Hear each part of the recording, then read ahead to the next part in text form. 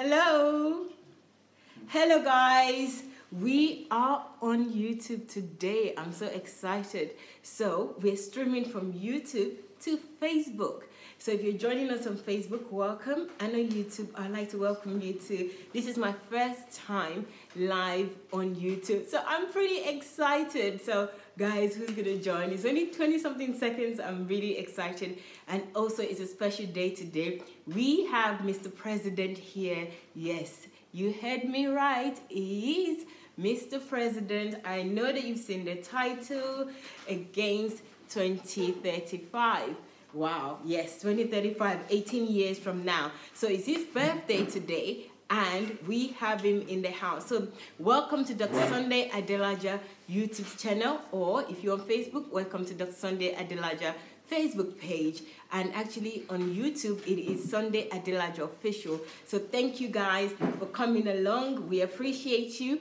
Actually, I'm so used to welcoming people on Facebook that this YouTube is really new to me, and I can't see your name to say hello, greetings, how you doing? I'm looking forward to saying that and saying hello to those who are on YouTube. So if there's something that I can use, if there's a device anywhere that I can use to see the people on Facebook, it will be great. Oh, it's not on Facebook yet. Okay. All right, guys, welcome. We have some people here on YouTube, and I appreciate you guys. Welcome, welcome. It's going to be an interesting evening today. We have Sir Berto, and also we have his friend here to interview him. So I'm just introducing, okay? I'm going to leave the floor to them to do the interview together. So Sir Berto, his real name, or his name is BAMISAYE Victor, and he's going to be the president of Nigeria in 2035. I can definitively say that, affirmatively say that he is going to be the president in 2035. So I'm looking forward to it, and also you can ask him questions why he's here. Today is also his birthday, so to honor him and also ask him about his ambition, we're right here on YouTube, and we want to share him with you, share the day with you. We've had an exciting day here in Dr. Sunday Adelaja's house, and we're just rounding up with this. Actually, there will be another show later, or another program later with Dr. Sunday. So if you're on, as you are on YouTube, I have to remember that as you're on YouTube, don't forget to join us later on today as well. Dr. Sunday will be live. So my name is Mayowa, and I'm going to turn the camera in a little while. Actually, it's on Facebook now as well. Let me just welcome the people on Facebook. So I also want to see the names. Hello family, hello Facebook family. I'm sorry to be late. We're trying to stream from YouTube rather than from Facebook. So we just want to see how that is going to work. I want to see people's names so that I can say hello to them. So if I can see my phone. Oh, who's there? Hello guys. We're on YouTube first today. I'm so sorry. I miss you guys already on YouTube. On Facebook, because we're on YouTube now. Okay, let me calm down. Right, we're streaming directly from YouTube to Facebook, so we can have two in one, okay? All right, so if you prefer YouTube, you can see me on YouTube. If you prefer Facebook, you can also see me on Facebook. But let me say hello to my Facebook family, because, okay, they are my first family. I'm sorry to say that, YouTube people, don't be jealous, okay? Let me say hello to Peace. Hi, Peace. Hello, Himmel. Good evening. Tatiana, how are you? Thank you for joining. Hello, Yanu. Good evening. Thank you for joining. Lisasi, how are you? Gina, good evening. Hello, Chinwei. Good evening. Sorry, I'm looking down. Hello, I know Joe is here, but he's going to be taking the interview, so don't worry, guys. Grace. Hello, Brenda. Good evening. Thank you for joining. Thank you all. Hidowu, Gideon. Good evening. Thank you for joining. So thank you, guys. Please do the honors and share this. It's going to be an exciting one today. Do the honors. You know how to share. I don't know how to ask you to share on YouTube. Why don't you copy the link and share it with other people? That's the way to share on YouTube. But on Facebook family, you know how. But I'm just going to remind you to tag. So you use the @ symbol, which is the same symbol that you use during when you write your email. So then the person's name without any space, and you can also share onto your page, and you can invite people also on your Facebook page. So do that now. Do all three. Please, so many people can join. This could be an historical moment. In fact, it is an historical moment because we've got the Mr. President himself here for 2035 Mr. President, no, I'm not going to say AKA. So let me start by saying his real name is BAMISAYE Victor. Today is his 25th birthday. In 2035, he's going to be the president of Nigeria, and he's right here. We're going to discuss with him, and to take this interview is going to be his good friend Anu Ojo. You know them already if you're on Facebook, but if you're on YouTube, welcome. You will get to know them, especially today, because I'm going to leave the floor for them now to share their own one-on-one with Mr. President BAMISAYE Victor, and Anu Ojo is right here to interview him. So, hello, Catherine Katia. That's our Katia. She's here. Hello, Okpe Susi. Good evening. Hello, David. Thank you. Oh, they're all saying congratulations, bro. We also have Babalola here. He said your dreams are valid. Of course, they are valid. Thank you very much. Omolara, thank you very much. Francisca, how are you? Emmanuel, thank you. Hello, Paul. Hello, Smart. Eno Obong, good evening. Yankya, good evening, thank you. Hello, Davy. Benedicta, hello, good evening, thank you very much. Hello, Sister Fumi, good evening. Thank you all, appreciate you all. Please share this and get more people to come and join us. So I'm going to turn the camera now, okay? And I'm going to keep shots. I'll be behind the camera, people, okay? So I'm going to turn the camera first, then I will go on the other side and you will see the celebrant and his friend that he's going to be interviewing him today.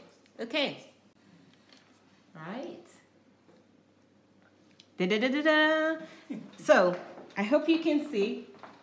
Hello. Okay. Wow. So, here is the celebrant, the president himself, right there. Okay. So, Mr. President, what do you want to say? All right. Are we visible? I've just got Mr. President alone right now. Okay, and then here we have both of you on. All right. Well, welcome everyone. It's going to be a wonderful time together. It's such a pleasure to be on your screens. My name is Anu Oluwapo Ojo, and people know me as Anu Ojo for short. And I'm here to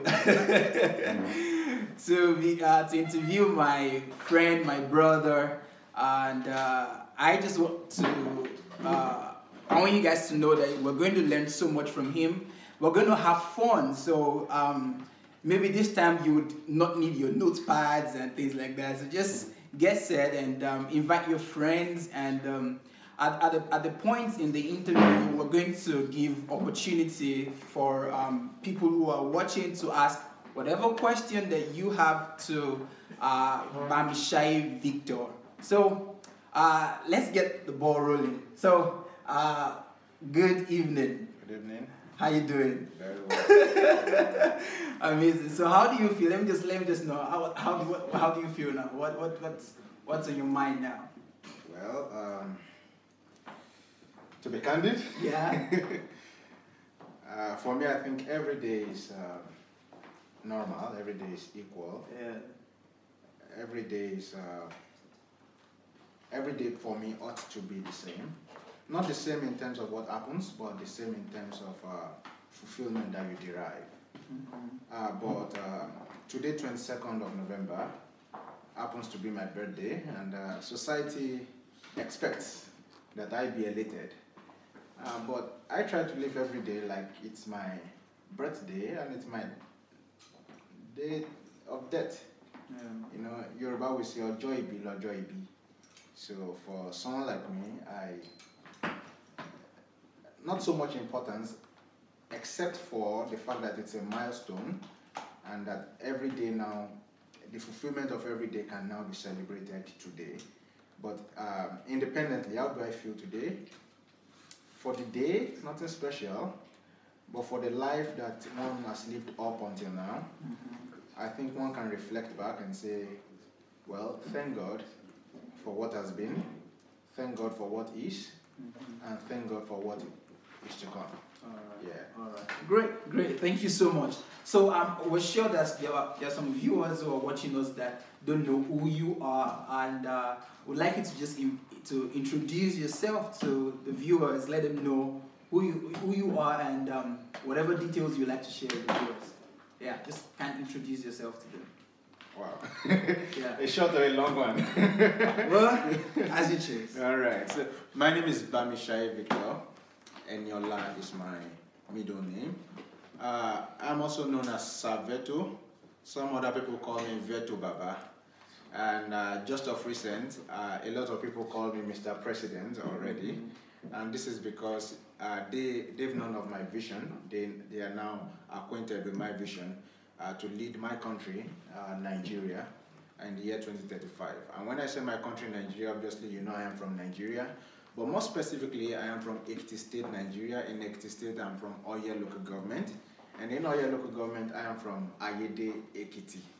And in Ekiti, I am from Ojuoja. In Ojuoja, my grandfather's house is around number 12, and there's another one that I really can't remember. Yeah, but I'm quite familiar with 12 Ojuoja Street, Ayede Ekiti. All right. Yeah, so I am a medical doctor by training. An encourager by calling. Yeah, medical doctor by training, encourager by calling. And that's why those who are quite conversant with me will notice that everything I do tends to move towards inspiring people. Because when you look at the cumulative of my life story, which time may not permit us to talk about as a whole, except in few cases where questions may come in particularly, you find out that the best it can be is to be an inspiration. And I heard God tell me in 2011 that I've called you to be an encourager. And so it's not a surprise that so many things happened in my life. And I want the ordinary guy on the street in Nigeria, or on the street of Nigeria, in Mile 12 or Kokomaiko, or what's the Ajebule, to read about me and say, yes, if BAMISAYE Victor can do it, I too can. I want generations after generations to be able to read of me and say, well, if he can pull through, I can too. And I believe that with the way I'm living currently, that is going to come into fruition. All right.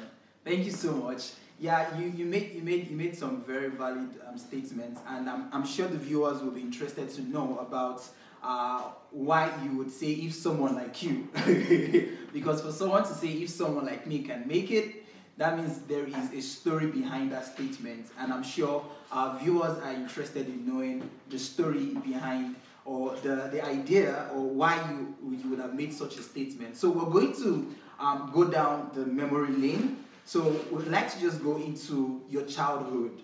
Yeah, and can you just give us, what was your childhood like? How was life for you as a child in Ayede Ekiti? Well, I wasn't born in Ayede Ekiti. Okay. I'm just, my parents my dad is from Ayede Ekiti. I was born in Ikare Akoko in Ondo State. Right. And I lived there up until age 4, 5. When I was 5, I think my dad was contesting for chairman, so he eventually won the election. So he became the chairman of Oye local government. And as such, we had to move back to Ekiti, and that was immediately after the creation of the state in 1996. I was born in 1992, you can do the calculation, I believe. So he won the chairmanship election in 1997, so we moved to Omo. So he had a clinic in Omo, so it was just easy to just move to Omo. And after his tenure, we had to relocate to Ado Ekiti. So I lived in Ado Ekiti for the vast majority of my childhood. It was quite fun up until the turn of events in 2007. I was that kid who, we didn't have everything. We didn't have, my parents were not the, rich guys. But we had all we needed. Everything was just okay. There was no lack. We were just the average, comfortable Nigerian family who might not be living in luxury, but had everything they need at any point in time. So I won't say I grew up with a silver spoon. At least I grew up with a rubber one. Maybe a bronze spoon. At least with the rubber one. The main thing was that there was a spoon. Yeah. Yeah, so for me, I think childhood was quite amazing. However, my childhood was different from the conventional child. Because as a child, I didn't get to watch so many movies.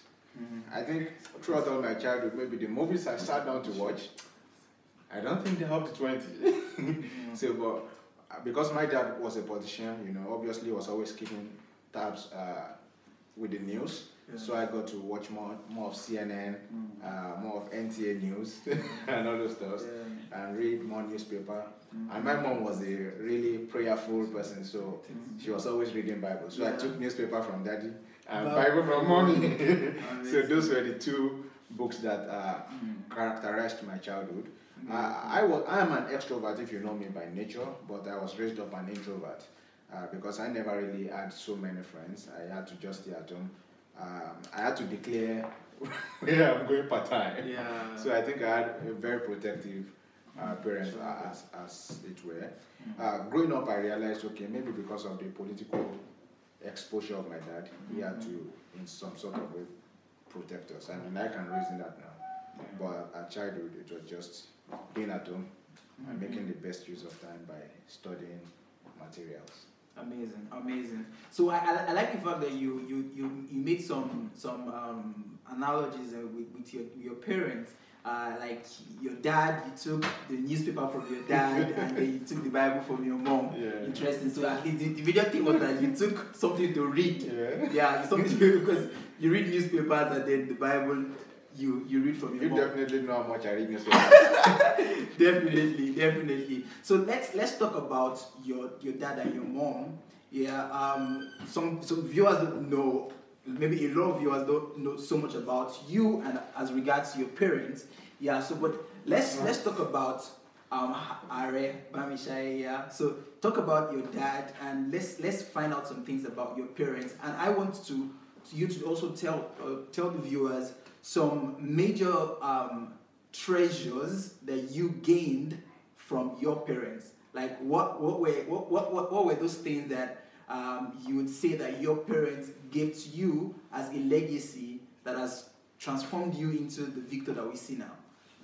All right. The first thing that till next tomorrow for life, and probably you've noticed that from me, that my parents gave to me was the independence mentality. The mentality to be independent. As a child, I cannot recall ever asking my dad for money. Outside maybe the conventional, he pays my tuition, or he does things that he's got to do. I can't recall asking him for money, and I think I detailed that in my book, and the last video I made with my brother, he corroborated it. We don't ask them for money. So my dad, as early as 10, I was 10, I think my brother was 6, in his pharmacy shop, and my mom also had a shop, they gave us trade to do, even in that shop. So in my dad's pharmacy shop, everything that related to drinks, from 10 up until 15 when he died, in fact, I'm saying that I began to handle it for myself as a business. Everything that was relating to drinks, soft drinks and all those stuff, Capri-Sun, Fanta, everything, I was in charge of it, especially during the holidays. So I make gain and I contribute thrift. So by the time I make the turnover at the end of the month, as a 10-year-old guy, I was making about, as of then, the exchange rate, I was making about $300. So sometimes, because even they have more expenses to make, I get to be richer than them. So I think my mom owes me more debt. But we never get to get those money back. She gets to remind you of the clothes she bought you. So the independence mentality, so not knowing how to even ask from my parents makes it very hard to ask other people. I wasn't trained that way. So even after they died, it was very difficult. Till today, it's still very difficult for me to ask people for help. I try my best to survive on my own. Yes, I've learned, how to be interdependent with people, but it's still really very hard to do. Because just that you can survive by yourself mentality. I think I got that particularly from my parents. And number two, my parents, especially my dad, in fact, the two of them, they taught me the value of relationships. And as early as 9, I understood the difference between friends and acquaintances. How? Yeah. So I think they've experienced so many betrayals on their own part. So they've been able to communicate some of those. And some of those we saw because my dad was a politician and we see people coming in and out. And as a child, we could see.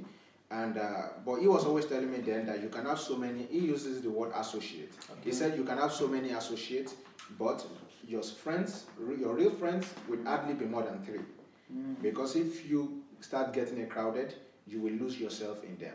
Okay. You will lose, because he taught me then using timetable, the value of time, how to save time. He didn't teach me how to invest time, but he taught me how to save time. So he was telling me, if you have 5 friends, you will need to invest time with those people, and at the end of the day, you will lose every bit of yourself in those people. Yeah. But when you have associates, you get to do things with them part time. Yeah. What you've got to do, you do it, and you get back into yourself. Yeah. So your friends will now be people who align with your core values.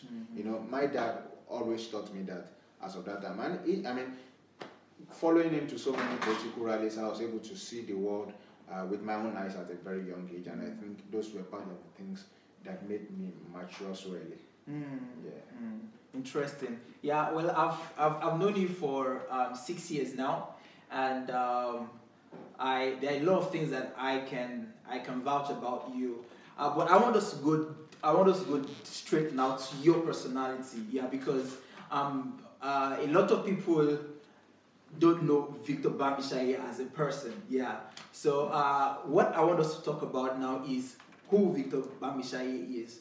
You understand? If you can define you, you understand? And by that, I'm talking about defining yourself as regards what you stand for. You understand? What are those things? What are those core values that makes you you? And what are those pillars that you have built that has made you stand as Victor BAMISAYE that we see now? Okay. The first thing is the search for truth. I have always been someone who has always loved truth. Okay. I do not claim to know everything, but per time, per knowledge I acquire, I stand for what I believe is true. For what I believe is true. And when I stand for it, I don't care whose ox is God. I stand for the truth, because I've realized over time and in my relations with people that posterity is what always justifies and vindicates truth. So posterity will always be positive for those who stand for truth. So that's why all my life, in fact, you were in Crimea with me, you saw so many times I had to stand against the injustice against the Nigerian students. I stood so much that, when I left the university, the Crimea State American University, the chief security officer wrote me. He wrote on my wall that one of the bad people who left a bad legacy, bad impact on the soil of Russia. Yeah. And that was because I stood so much against them that they couldn't have their way. So many times they wanted to. I stood for truth so much that a room got burnt and they were charging those guys 49,000 hryvnias. And that, as of then, would translate to about 49 divided by 8. Sorry, let's do some quick math. that would be more than $5,000 that they were going to charge them. And because of who I am, I stand for truth. So when you stand for truth that way, sometimes you forget about yourself. You are not considering yourself. You just want to stand for truth, no matter whose side it's leading to, no matter whose side it's against. So by the time I stood against such, they were threatening the guys with expulsion. And I'm telling this guy, you dare not, I'm going to sue you. And nobody who comes to their office to tell them, I'm going to sue you. No, nobody does that. Who believes so much that you can get these people to backtrack on what they want to do. So eventually, we got that money from 49,000 hryvnia to about 17,000 hryvnia.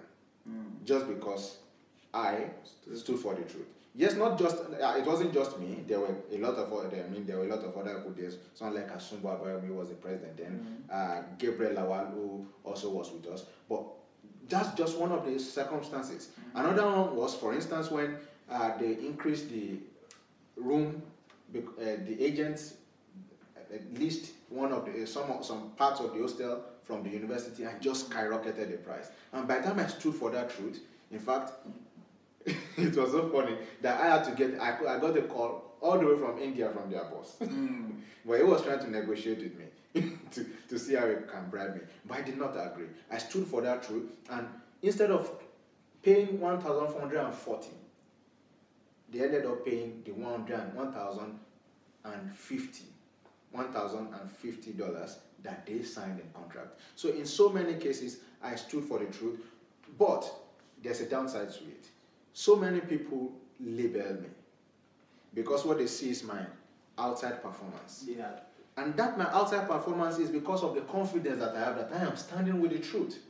So, and when you have such confidence, some people, especially those who you are standing, who are at the other end of it, see you as arrogant. Yeah, let me come in there because we're like Tom and Jerry, cat and dog, whatever you want to call it. You must yeah, be the cat. one or two, yeah. And so most times we're together, and I know that. So you are the evil person most times, and people perceive you as the evil, yeah. And you are the good and guy. then I'm the good guy. Yeah, because you're one person who very very controversial, very misunderstood because I misunderstood you the first time I met you. Yeah. For about 2-3 yeah, years. For like 2-3 days. I met this guy. 2-3 years. For 2-3 years. Yeah, maybe 2-3 years. I took time to study you. But the first encounter I had with you, I was like, man, this guy is not somebody I want to talk to. Yeah, because Victor was just all over the place. It was I'm like, this guy. I told some of my friends that time. Well, I was like, guys, let's watch this boy. We have to be very careful with the kind of information we tell because this guy, the way he's smart, because he was everywhere, active on everything. So it took me time to really understand who Victor is because most people really misunderstand you.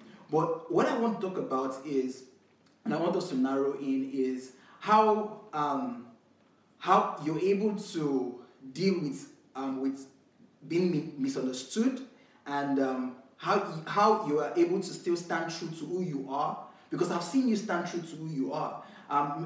Most times, people, when they misunderstand you, they come back and they're like, I'm sorry. I think what I thought about you wasn't, I thought you were proud. I thought you were arrogant. I thought you were this like overconfident guy and things like that. But how, because just being that kind of person, there will be a lot of criticism. There will be a lot of attack on your personality. But how were you able to still stand by? This is me. You guys are the one misunderstanding me. I know who I am. And how were you able to still maintain your personality, maintain what you stood for, even though a lot of people misunderstand you? I think this can be answered by what I've said earlier. I always try my best to stand with the truth. I always try. I'm not perfect with it. I don't always, it's not like I achieve it 100%, but to the best of my ability, I always try. And even if you've seen many of my friends, they will tell you I hardly give up. I mean, people who know me, I hardly give up on them because I believe the truth is do your best. Yeah. So, how do I keep up with myself? Or keep up and still keep being myself? I keep on standing on the truth of who I am and keep doing what I know is the truth.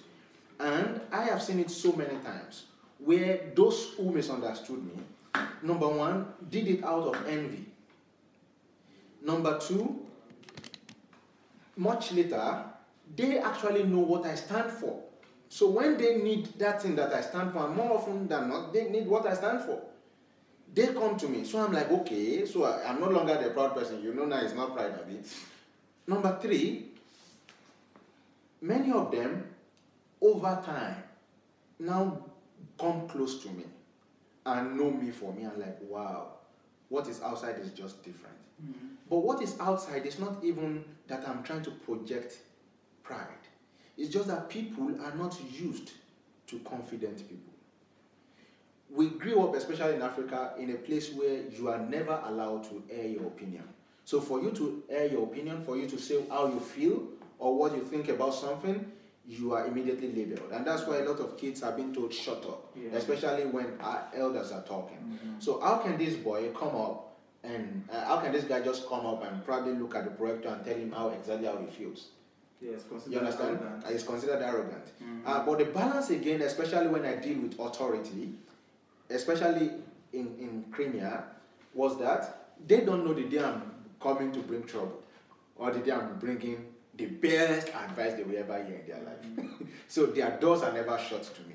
So it means in also being controversial, it's the smoke screen that some people see. Some people, in fact, they see you how they are, not necessarily how you are.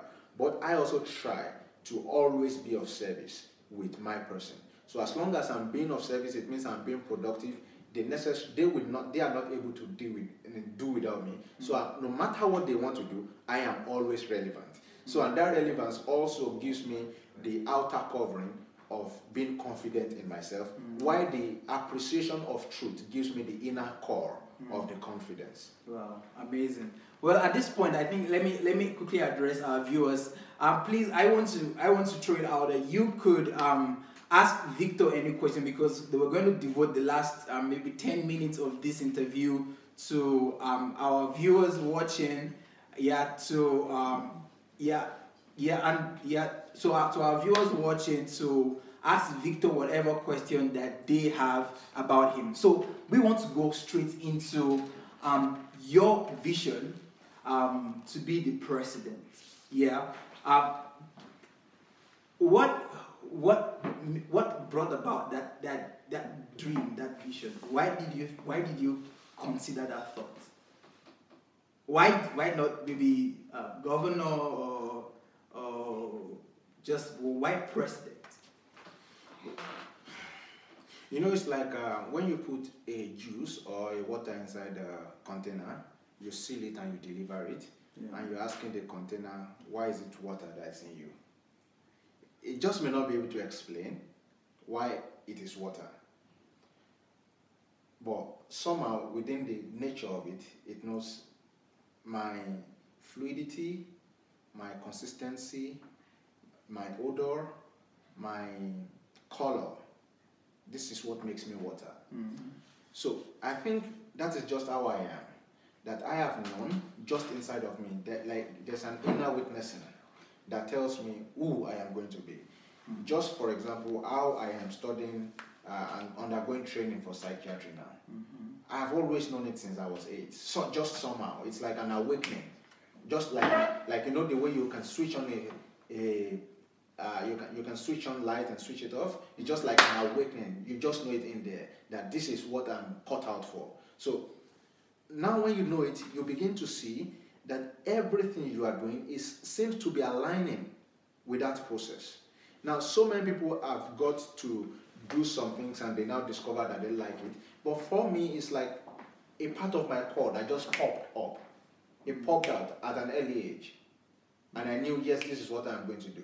Now, putting 2035 was, number one, after thorough cognitive process and introspection and looking at the reality of what was on ground, and also, you know, what I call spirit storming, I am definitely convinced that 2035 is the set date. Because by 2035, I will be in line with the Nigerian Constitution. I would have been 40.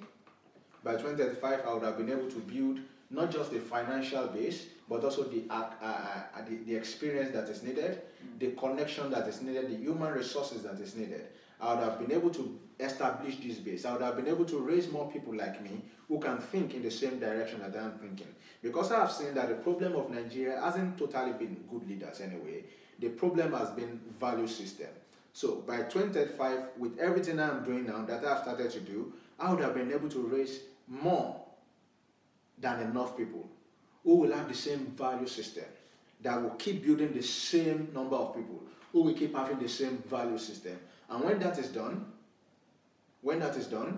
that's in 18 years, it will be easy to give policies that will work and people will support because they have the same value system.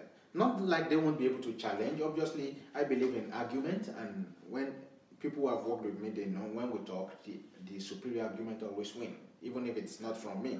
So the whole idea is that people can think, people can rise above mundane issues like culture, like ethnicity and religion. They can rise above things that divide us and begin to think of things that unite us, our collective interest. And people can begin to realize again that we are not marginalized by where we are from or what we do. We are marginalized into the rich and the poor. And we begin to think about how can we close this gap between the rich and the poor. And when we're closing the gap, we are breaking the marginalization. So between now and 2018, we would have been able to do all of those. 2035, I mean, that's 18 years. So for me, it's like an instinct that I discovered and I begin to work on.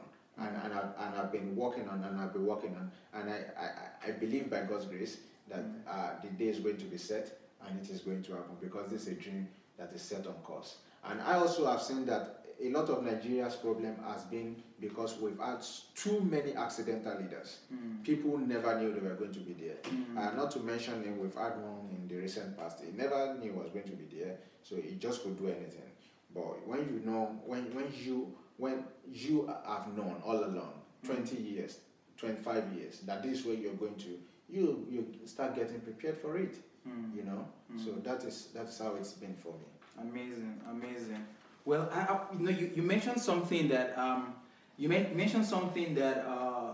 very, very, very important about people who emerge as accidental leaders, and I think that is something that we have to address, because the kind of life you're living right now is the opposite of being accidental, and that's being intentional, because you already have a vision. You know exactly what you want to do. You just not just, I want to be a president in future, or I want to, like, they ask any small child, what do you want to be? I want to be a pilot. But you know exactly that you want to be the president of Nigeria, and come 2035, exact date.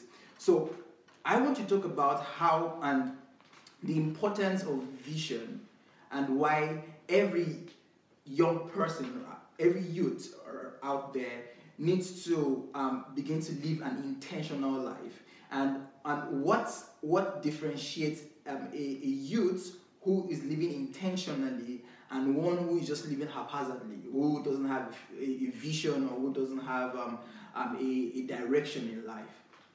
You know, some wise men, or at least a wise man has said, if you don't know where you're going, anywhere and everywhere, it looks like a destination.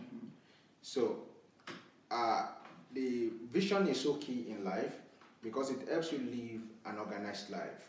But how can you have a vision when you do not know purpose? I think the kind of education, and these are the things we are going to address for the next 18 years, value system.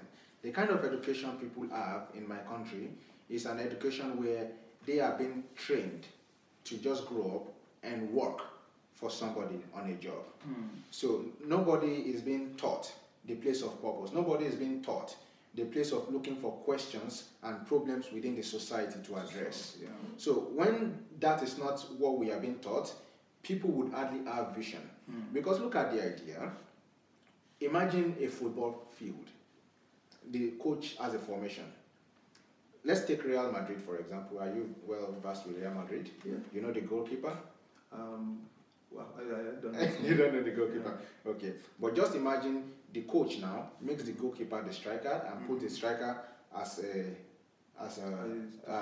defender, and places the one in midfield to be the goalkeeper. Just imagine. You will have the same set of players on the pitch. But in wrong positions. How effective would they be, even against a junior team? That is why Nigeria is not competing in the world. Because we have a whole lot of people who are visionless because they are purposeless. They do not know where to fit in, so they are just everywhere. And that's why Nigeria is training a lot of people who, for example, will study microbiology and will end up in the bank. We have a lot of people who will go to study banking and finance, and they end up somewhere else. Now, what is the problem? Is the problem with what they have studied? No, the problem is that, number one, when they even went to study, they didn't know why they went to study that. Number two, when they studied that, they didn't know how to apply it. And all of this boils down to not knowing what purpose they have. Now, you know, the good thing with first degree, for instance, is that after first degree, you can specialize in any area for your master's. Yeah. Except if it's not, especially if it's not practical. If it's academic, you can specialize in any area. Now, if people were taught purpose, they will be looking at which problem to solve, irrespective even of their first degree. So people who have vision, they live intentional lives, and they are always solving problems. And every nation should have at least 20% of their people with vision. But the statistics in Nigeria suggest that we have less than 0.2. And those are things we need to change before 2035. Wow. You know, talking about solving problems, I'm sure our viewers out there right now would want to know, okay, since you know and you're talking about this, you know, that's one thing we have in Nigeria. We have a lot of people who can speak. We have a lot of orators who can say a lot of things. I believe this is what should be done. I believe we can do this. I believe we need people. So I'm sure the viewers want to know, okay, so what are you doing now? What makes you different from others who are just talking and not doing anything? Yeah, because anyone can just come out and say, I want to be the president. But what makes yours different? What are you doing now? How are you solving problems? What problems are you solving? How are you making your life meaningful? You're not yet the president, you're still at this stage, but you have a future dream, you have a goal you want to achieve. So what are you doing now? Practically, what are you doing tangibly that people can see and they go, oh yeah, this is a guy that is actually working right now, and we can be very sure that if he keeps with doing this, then the future is bright. Thank you so much. You know, quite a lot of people have also raised that challenge, but I think this is the first time I would have to defend myself by myself. In many cases, other people have had to, answer for me. Currently, like I told you, the first thing I believe we should address is the value system, and that's why I've set up what is called Passionate. Passionate talks about purpose, passion, and fulfillment. So at Passionate, we train people, we teach people, we teach them the power of purpose, the power of asking why. Why am I here? Why am I doing this? Because when they are able to answer that, they will not be doing things haphazardly. They will not just do things and stop. A lot of people get to do things, but they never carry to the end. Why? Because inspiration can only go so far. Inspiration can only push you so far. I mean, just to an extent. Inspiration is just like an ignition. The fuel that can take you the distance you need to go is called motivation. And motivation, more often than not, comes from within. It's endogenous. So, and you cannot get to that extent until you ask why. So at Passionate, we are building up so many materials, so many resources to be able to go back to Nigeria and pour it out on the people and train and raise leaders. And the second thing I'm doing, I'm looking at, I've seen Nigeria and I see, and now I'm inspired, and I have to give credit to, I believe maybe I can mention a few names out of so many: the Olowole family, the Emordi family, the Ugwona family, so many people, Ibukun Adepoju, so many people who stood up for me and in time of need. And what lesson did they teach me? The lesson they taught me, and I'm saying this, I'm giving this as a substratum to why I'm addressing what I am addressing, is that I was in need, these guys came up. And so I was beginning to ask, what is the consequence of why they came up for me, what they've done for me, what would the consequence have been if it was not me? If I was not the one who was helped, who received the help, what would the consequence of their help have been? Then I noticed and I discovered that, in fact, do you know the only reason why we train our children is because we want to live a better world than we met it. That's the only reason why we train our children. We train them so they can contribute to the society in one way. But too often we forget that if we train just our children and abandon the people, other people around, those ones too are part of the people we are going to leave. So your children do not have the monopoly of influence. So they cannot be the only one to influence the future, the good future you want to leave.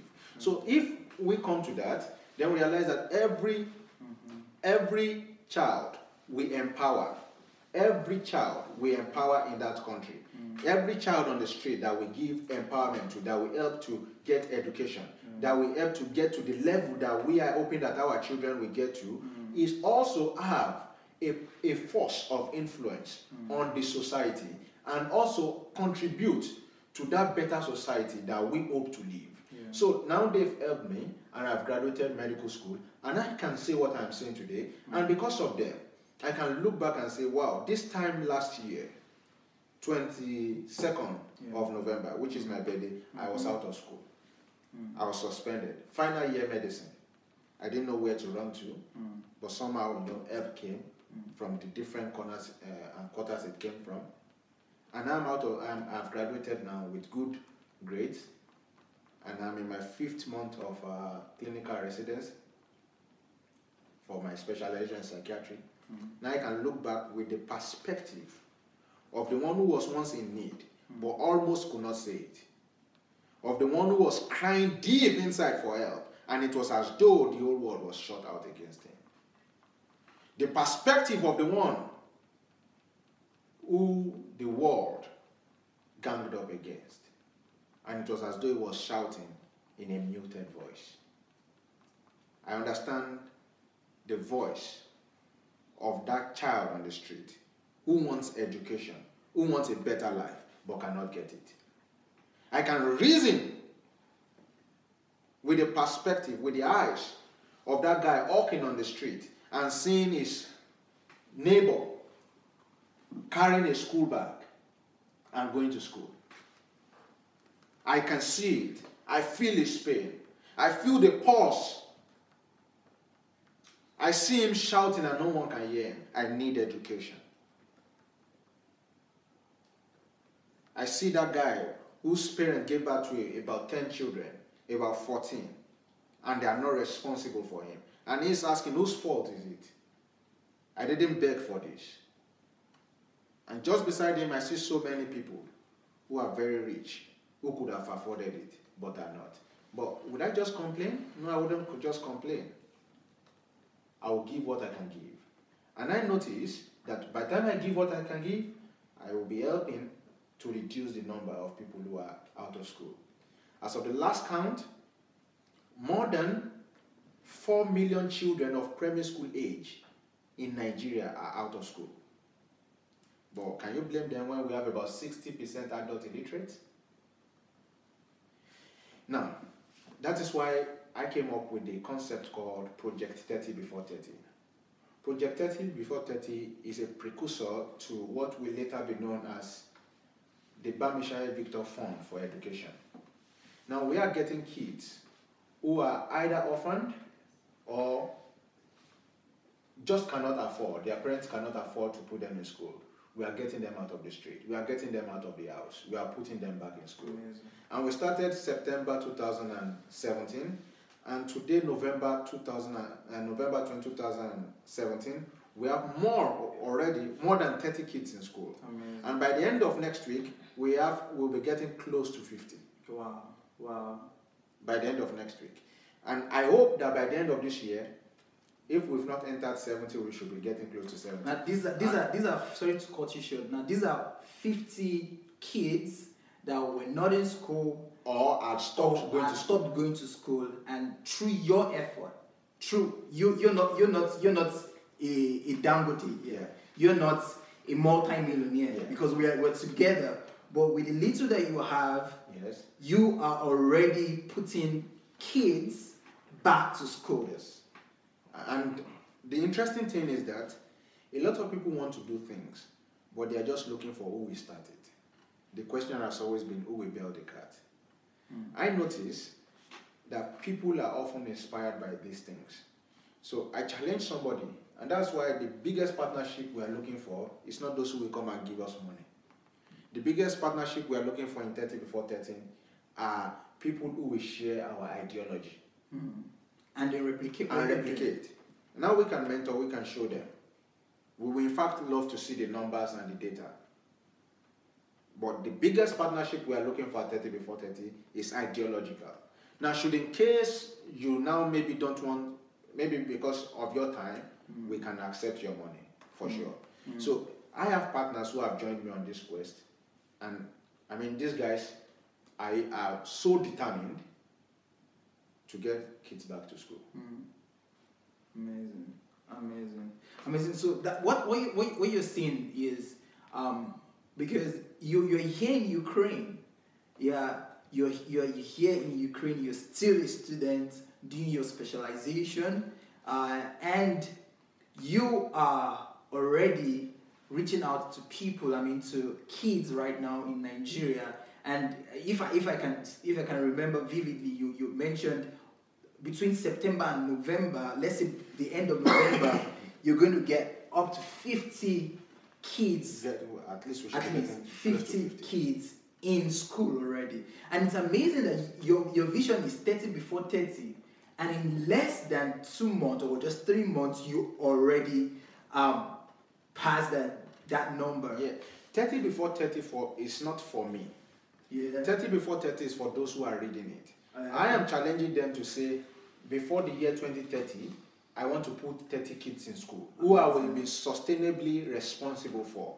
So that's why at 30 before 30, we are not just putting them for this year, till they get to secondary school at the very least. And I'm trusting God that before that time, I will also be very rich enough to sponsor them to university. I'm hoping that the vision will be so big, I mean the finances and the fund will be so big that their education will be covered for life. And these people, the good thing with them is, this is just the first phase. Paying their tuition is the first phase. The second phase is that we are going to train them with the right value systems that probably the environment that they are not offering right now. We are going to teach them the right value systems.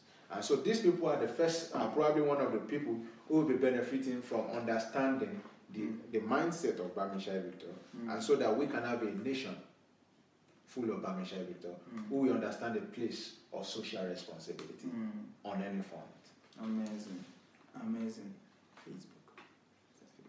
Yeah. So wow, thank you guys. Thank you so much, Victor. You're really your story is really an inspiration to many other people, because looking at our country, Nigeria.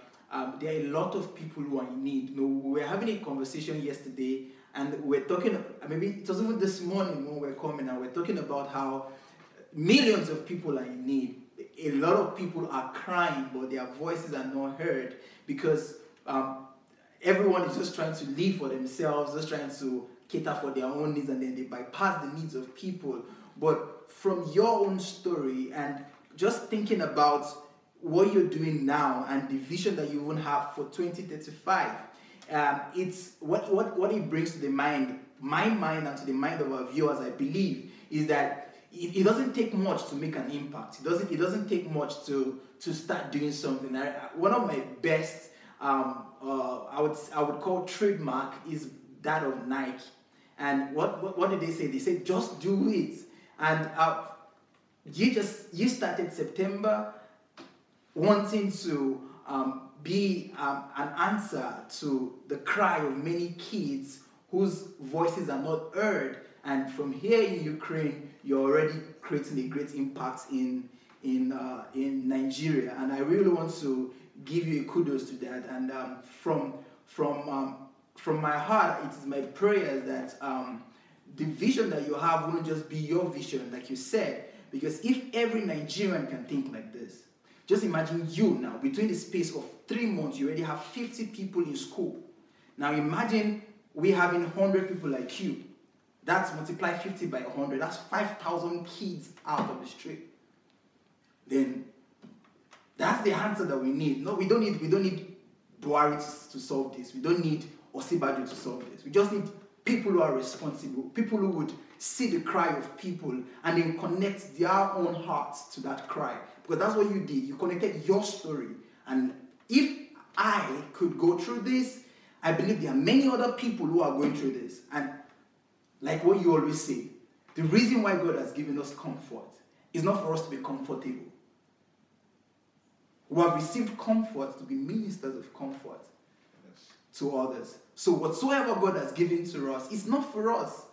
It's for us to be that channel to pass that thing across to the next person who is in need of it. So we never be an end, but we be a means. We be a channel to serve to other people. Amazing. So I would like to take some questions that some of our viewers are watching. Thank you guys. I'm sure you're having a wonderful time. You're learning so much.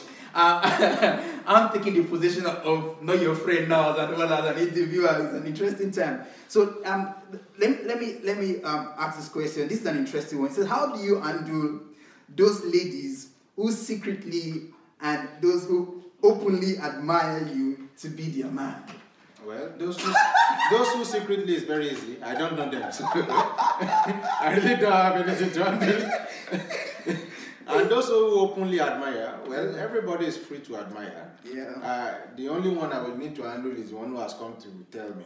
And I think the culture has not permitted them to do that. So I haven't had to handle any of those pressures. Amazing.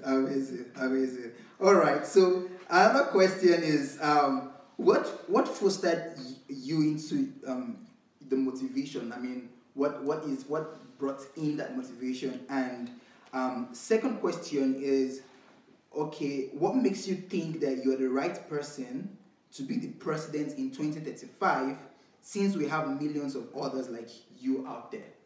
Well, everybody is free to have a belief in what they want. The fact that I believe I'll be in 2035 does not disenfranchise any other person from contesting. And that's the beauty of it, that I can present my credentials and my manifesto and what I believe in, and the people can have the freedom to choose. So that I believe that I'm right does not negate another person's belief that it is right. Yeah. So I think mine is to keep doing what I'm doing and keep living my life, and then it will be left for Nigerians to see who is perfect for the job. Beautiful. Because we can have 35 right people, but Nigerians will be the one to decide who is perfect for the job. And I believe that will be me. Amazing. Amazing. So let's just keep doing what we're doing. If you have the dream to be the president in 2035, you're not a competition now. You just keep doing what you're doing. I'll keep doing what I'm doing. When it's time, we know who. And the beauty is that when the value system is right for the country, it wouldn't even matter who is. Yeah, because anyone would just be able to do it. And that's the nation I'm trying to work towards in the next 18 years. Beautiful. So now, because there are people who have the same passion. Because for me, I noticed that a lot of people have ideas, they have dreams, they have vision to help people. And many of them are in diaspora. But there's someone who wants to know how you were able to achieve that while in Ukraine. Yeah, there might be a whole system behind it, but maybe there's someone there who wants to do the same thing. It might not be to reach out to kids, but who wants to be in diaspora, I mean, out of the country, but wants to start influencing the lives of people in Nigeria.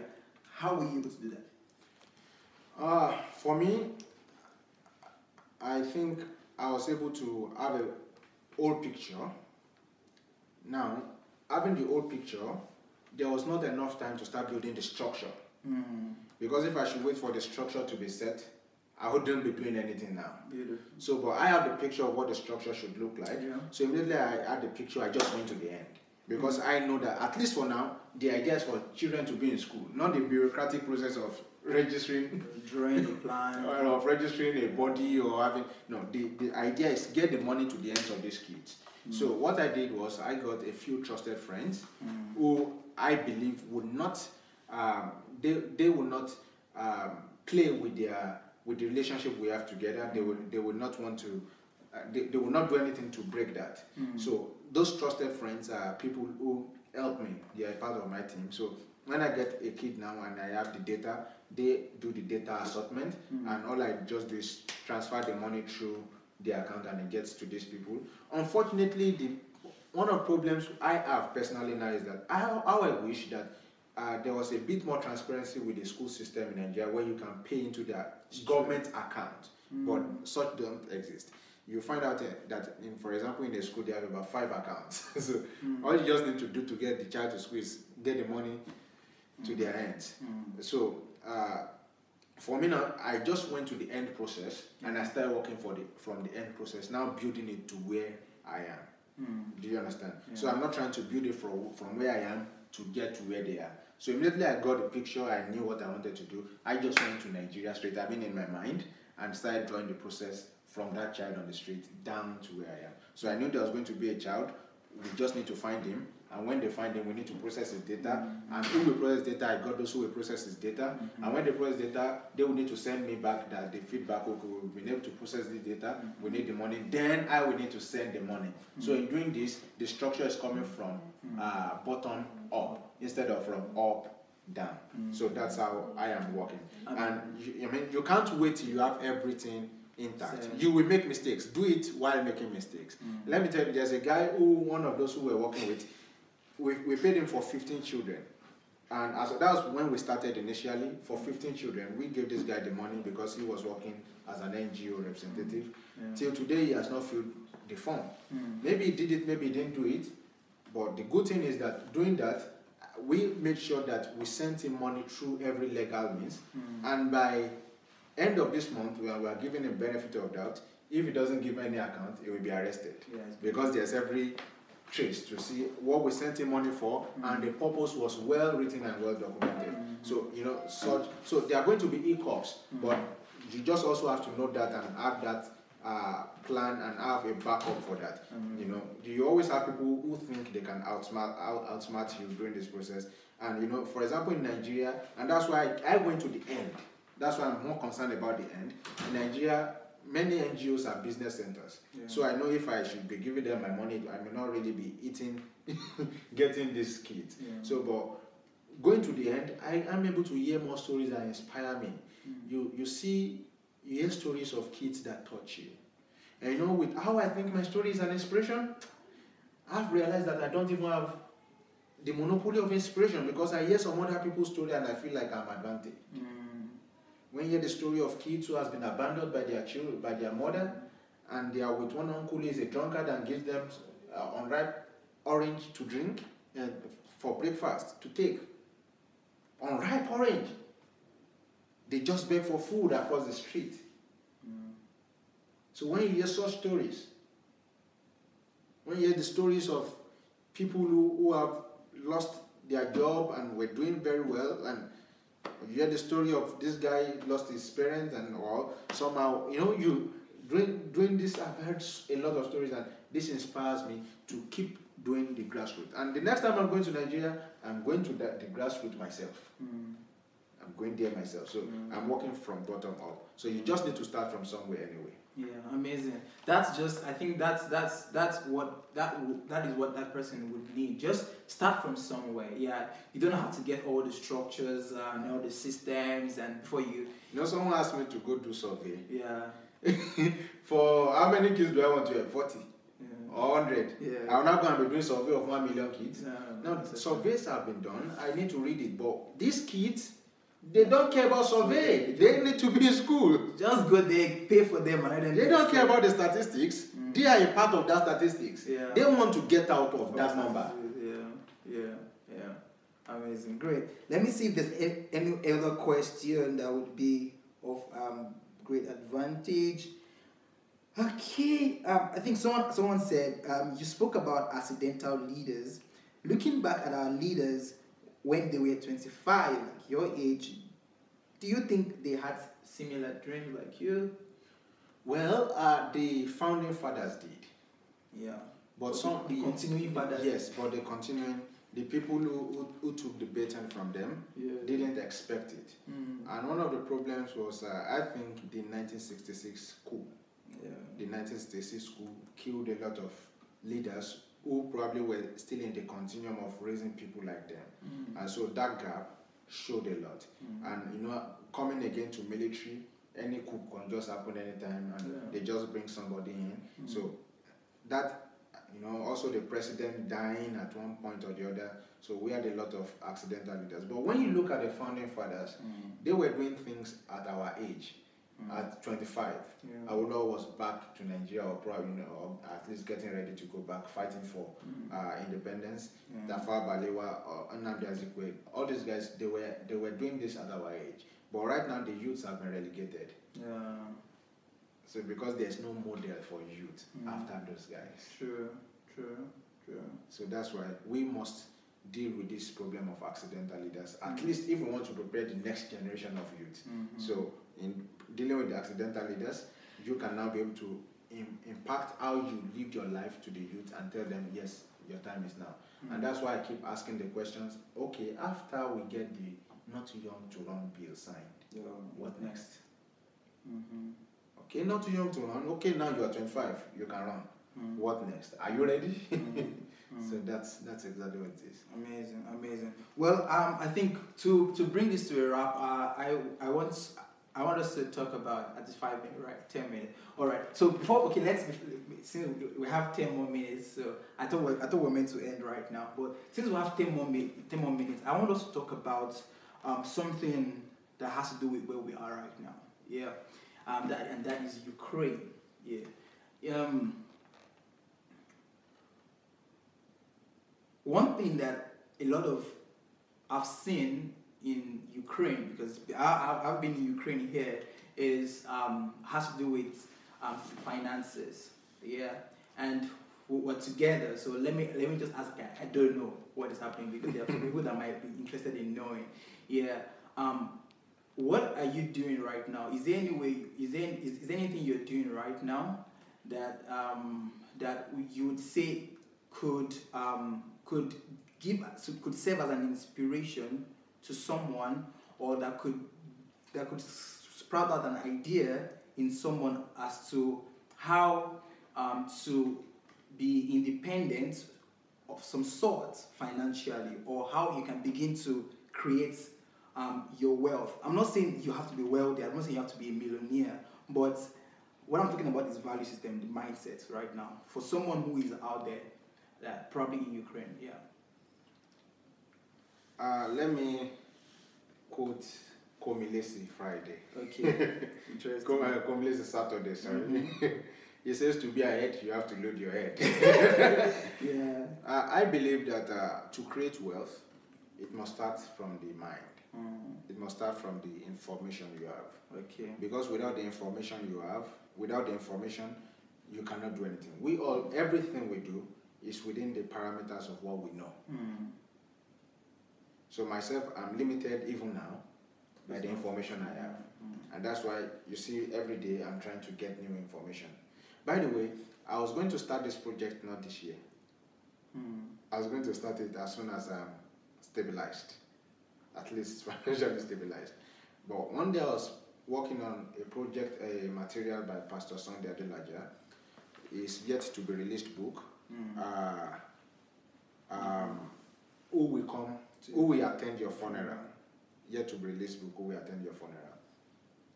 And that book was asking the question of purpose and relevance. If I died today, who will notice that I am gone?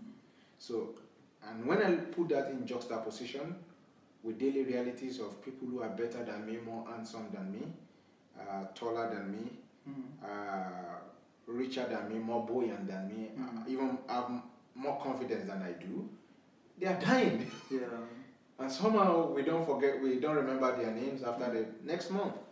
So that's why since that day I've been living as though I am going to die tomorrow. So I want to get every information I need to get today. I want to do everything I need to do today. So that just in case I don't wake up tomorrow, of course, I love longevity as it will be. I hope to live as long is, but I live my life every day with the perspective of eternity, knowing that this current realm of time may be interrupted. Time is an interruption of eternity, but when time is interrupted, eternity begins again. Yeah. You understand? This time I am now may be interrupted and I may be recalled at any time, what would it be said that I have done? So that's why I take advantage of every time to try to convert it. And so because I'm converting every time to get information, I am well advised on what to do to get the next word. I may not tell you per se what I'm doing, but I can tell you that's the principle. The principle of acquiring understanding and asking questions. I ask a lot of questions. As a matter of fact, if there's anything I want to do in the next 2 years, I started asking questions at least even a year before. So asking it passively, asking it actively, and that has helped me. It just means acquiring information. The more information you acquire, the more you broaden your horizon, and you have more options from which you can pick. And the same thing applies to creating wealth. To get more, I advise you to get a copy of Pastor Sunday Adelaja's book, Building a Successful Financial Future. So building how to a secured financial future. So how to build a secure financial future. I think that book will do you a lot of good. Amazing. Yeah, that's so true. And well, I know what you're going to say more. Like that's why I asked you, because there's nothing that can be replaced with self-education. Anyone that wants to become anything in life, most times you never get them within the 4 walls of school. You have to learn them, you have to seek for knowledge, and then knowledge becomes the power that you use to create whatever you want to create, whether your success, your greatness, your wealth, whatever. So amazing. So some people have some questions here. They're asking, what are your hobbies? What are your hobbies, and who are your mentors? Yeah. What are your hobbies, and who are your mentors? Okay, to sound a little bit more human. Success posted a picture today and said, legends are legends, just leave them. Any attempt to make them look like human, always, I forgot I ended it. But just to paraphrase it, backfires, So, but just to sound a little bit more human, I love to cook, and I like photography. I obviously discovered about 6 years ago my love for music. And when I mean music, I mean good music. I love the music of, let's start with Brian. I like the music of Ed Sheeran, and of late, Simi. I like Asha's music too, because these guys are the definition of what we call artists. Because an artist should be able to paint an art. So these guys are able to paint pictures with their song, and not just the regular jargons you hear on the airwaves in Nigeria, full of noise and inane and mundane things that are inimical to growth. So, but anyway, so I love those. However, I don't think there is any within any 30 minutes. That you don't check news. And not just for the sake of checking news. Or you don't read news. But for the sake of getting information. True. So from going to news sites, I'm able to see some articles of events, of new things that have been done, or how things have been done. And why did I do that? Why am I doing that conscientiously? Yeah, let me prove myself to be your friend. If I'm wrong, then I'm going to be. You're going to pay a fine. I'm going to pay a fine.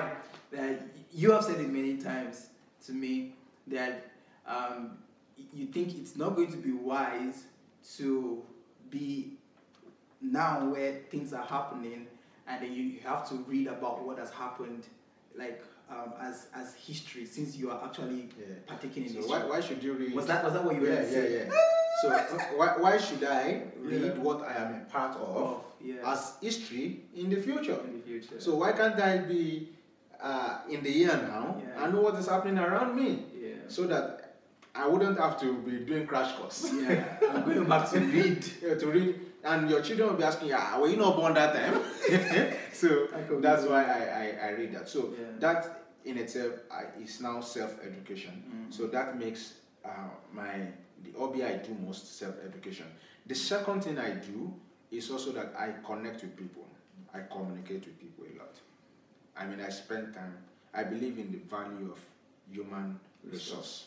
I don't think there's anything as valuable as human resource. So most people one of the misconceptions most people have about me is I really don't sit in one place. But I actually sit in one place and then communicate and connect with people. So I understand the value of spending time with people. And it seems as though those of us who know how to do that now in this age, we are the weird ones. Because people don't really understand. What do you mean? Yeah. Say what you want to say sharp and let's go. But I want to actually spend time with you and see the dynamics of how things are with you. So I really don't need you to tell me you are fine. I want to see that you are fine. Do you understand? So I love that too. So building the value of my head and also increasing my human resource. I think those are the two things I really love to do, and I consider them your mentors. My mentors are. I've learned a great deal from Bishop Noel Jones. Learning from him helped establish me, especially during my crisis times. I mean, before then. So I have learned a whole lot from Bishop Noel Jones. And more recently, in the past 3 years, I've been learning, or more recently, let's say 6 years or 5 years from now, I've learned a lot from Reverend Albert Kitcher up until this moment. But 3 years from now, I've been more with Pastor Sunday Adelaja, and I've been mentored directly by seeing him every day. Many of you get to hear him. I get to see him and experience him many more times. So I get to spend most of my weekends here and just hear how he lives his life. And I'm more challenged by the unspoken words, unspoken deeds. I mean, to see how he allocates his time and the value he places on people, on love and on respect, even without saying it, just that he lives it out. I see how he spends time. And I'm just like, hey, Pastor, if I do your timetable in a week, I will collapse.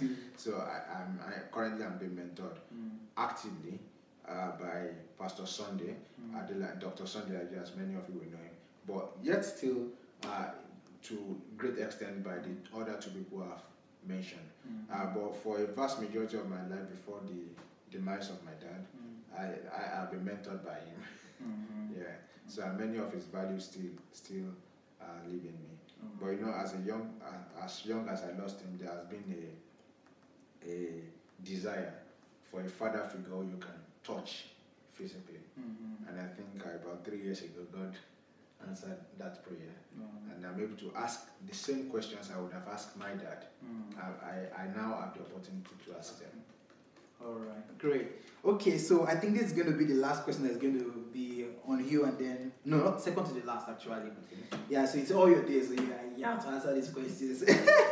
So someone is saying, good job, yeah, good job, Salveto, and happy birthday to you. Yeah, it's a good move that you're placing these kids in school, but what plans do you have concerning their welfare out of school? I mean, out of classroom, because it can affect their learning too. Any plans? Yes, so like I said, we are just on the first phase. Okay. The second phase cannot commence until I am in Nigeria. All right. So the most important thing is to get as many as we can get to school now. Let them just stay in the school. Struggle is a part of life, because also if you don't allow the person go through some of the struggles, by the time you bring them out, they may not necessarily appreciate it. So I appreciate the fact that they may have to struggle while being in school, but if they can still remain in school at least till I get there, that will be done. But like we have said, like what I've said, putting them in school is not just for this year. It's something we are going to do till they graduate. So we have a whole lot of plan. You just won't believe it. Amazing. We have a whole lot of plan. We are not just going to rehabilitate them economically and their parents, at least to the best that we can per time. We are also going to equip them with the right value systems, and that is one major thing that we can give them beyond every other material that people may expect that we give. But right now the priority is to get them in school, and that's what we are facing. Great. How many siblings do you have? I have 2 siblings. Okay. I have an elder sister. I have an elder sister. What's her name? Folashade BAMISAYE. Alright. And I have a younger brother, BAMISAYE Roy. Yeah. A lot of people know him as BRA. Yeah. So when you go to it, I say 1 vote, I say 2 bra. Yeah. So I think he's quite popular than myself. But they are doing great, and I'm very proud of them. Yes. My sister, she has a project called,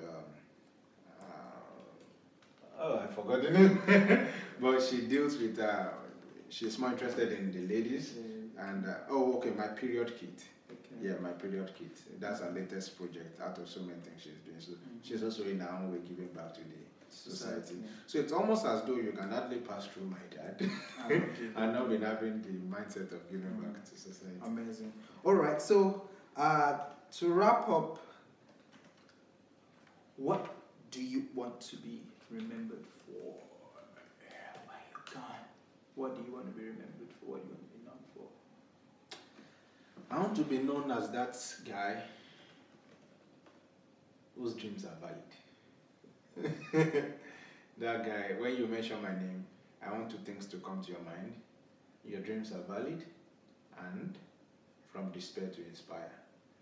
And I've actually adopted from despair to inspire as my personal motto. So every time and every of my official document, you will always see BAMISAYE Victor from despair to inspire. So I want to be seen as that ordinary kid who grew up into an extraordinary person. And so I believe that's what I am for, and I usually say do on a more comical note, but the substance of truth is in it. Every mother, probably including yours, give birth to children. Say you're a child, yeah. They give birth to children. Only 2 give birth to legends. Mary, the mother of Jesus, and my mother. And the legends are not necessarily my siblings. How selfish can you be? I don't know what How selfish can you be? I don't know what you can't even vouch for the other children that came out for your mother. No. Because I don't know. Maybe they see themselves in other ways. Wow. But I see myself as a transgenerational person who connects the passing generation, the current one, and the coming one. And I think not many people see themselves in that way. I think the last person I've seen do that was Jesus Christ. Who connected the old, the current was, and those of us who are living now in the new realities. Great.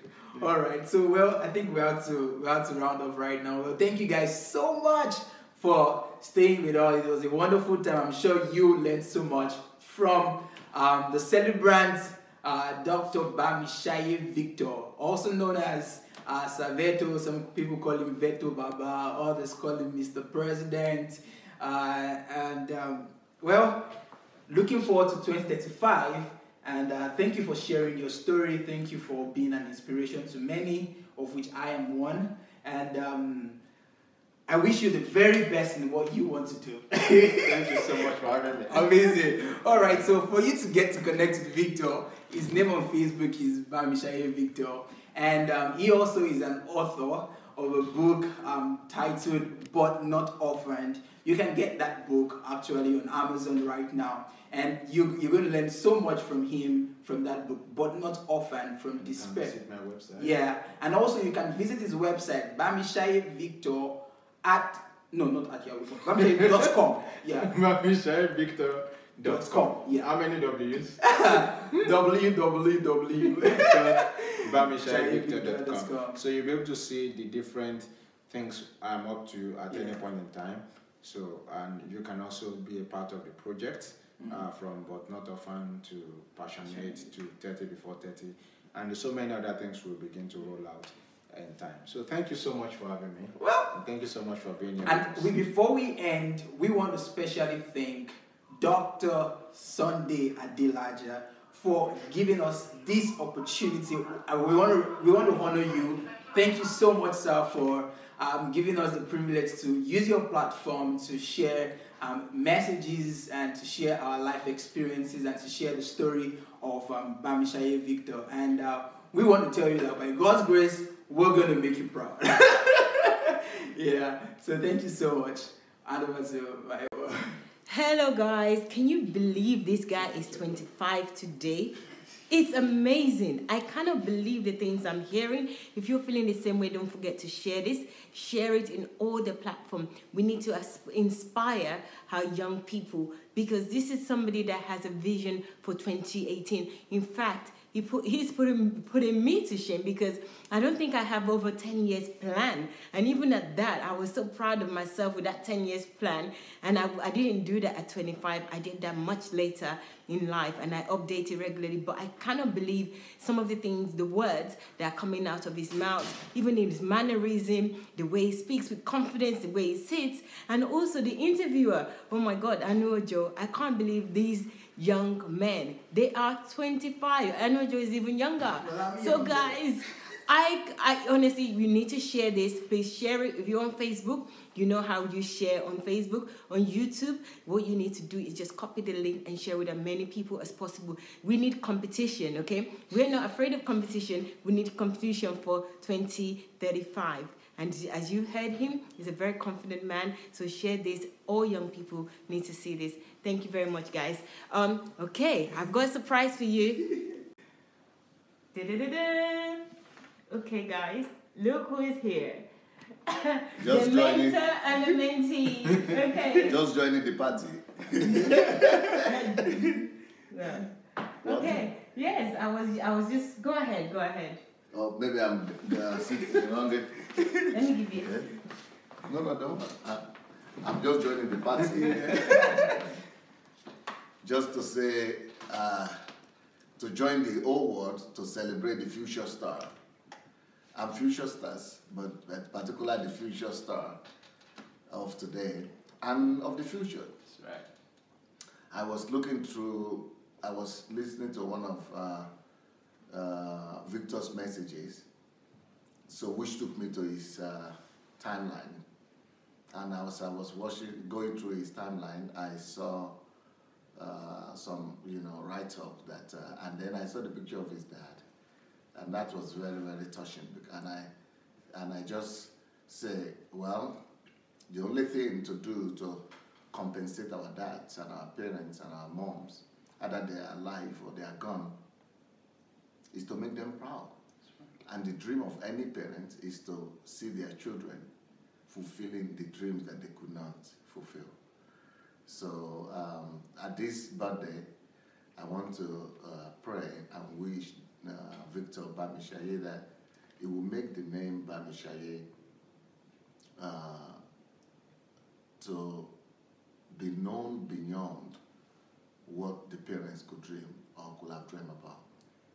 From my understanding, the word BAMISAYE means that come and enjoy life with me.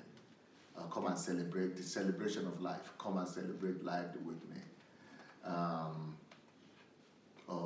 Let the whole world come and celebrate life with me. Celebration of life. So maybe my interpretation is wrong, but that's what I kind of think it means. So my own thought in that regard is that this young man, that I'm praying for him, that he would live to justify that name on the world level, not just on Nigerian level, but on the scope of the world, that it will cause the whole world to dance. That this will be his prophetic word for this birthday, that it will cause the world to celebrate. It will cause the world to take some dancing steps. Not in the way, frivolous people are doing in Nigeria. Everything in Nigeria is about some funny dancing, backside and, making people just sing and dance. These are for empty people, zero people, biomasses. Well, I'm talking about causing the world to dance and to celebrate in terms of life, the essence of life, the meaning of life. And like Mayowa was saying, you can already see the signs in Victor that he's a very promising young man.